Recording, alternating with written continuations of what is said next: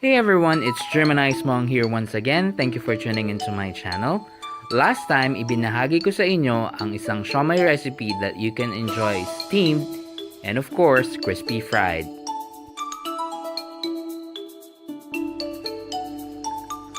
And this time, ibabahagi ko naman sa inyo kung paano ako magluto ng Bicolandia's very own laing. Kaya tutok lang!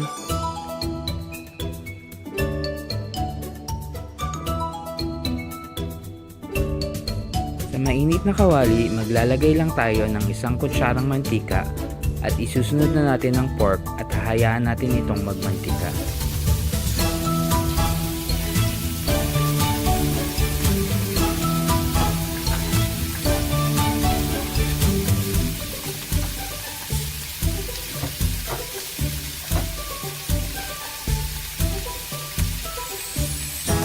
Lagyan ng konting asin at durog na paminta.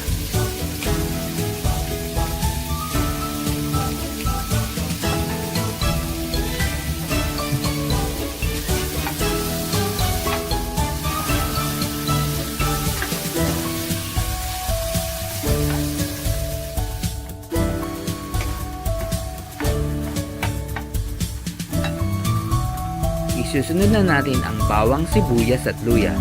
Igisa ito ng 1 hanggang 2 minuto.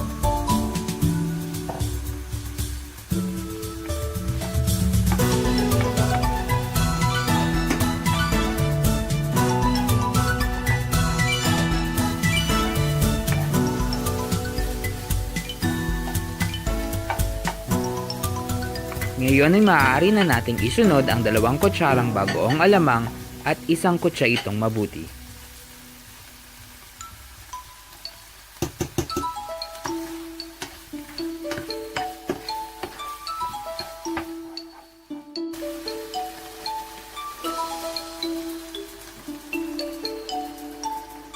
Sunod nating ilalagay ang 2 gata sa lata at hahayaan natin itong kumulo.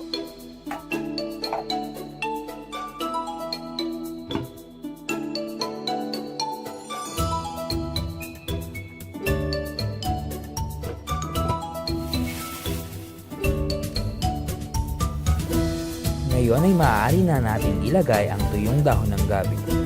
Ito ay kalahati lamang ng 1 pack na nabibili abroad.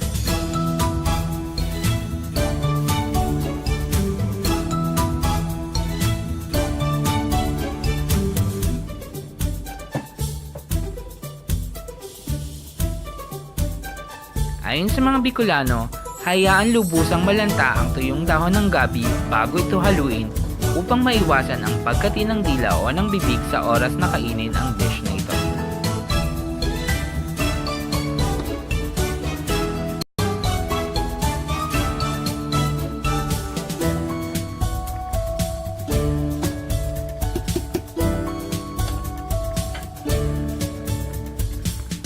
Ugaliing tikman ang inyong mga niluluto upang malaman kung kailangan pa bang magdagdag ng panimpla.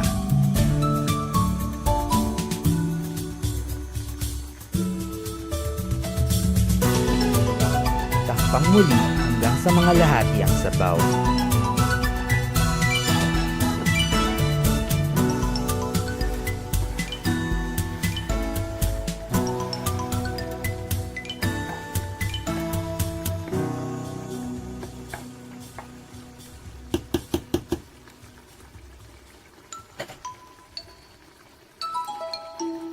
Ngayon ay maaari na nating ilagay ang kakanggata o isa pang lata ng gata. Mas gusto ko kasi sa laing ay yung nagmamantika pero may sabaw pa rin.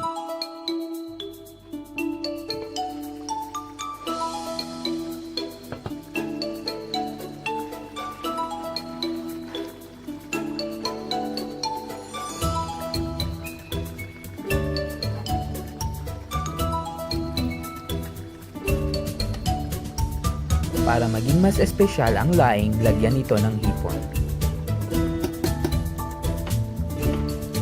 Takpan, patayin ang kalan at hayaan ang nalalabing init ng kalan ang lumuto sa hipon. It's now ready to serve. Happy cooking and happy eating!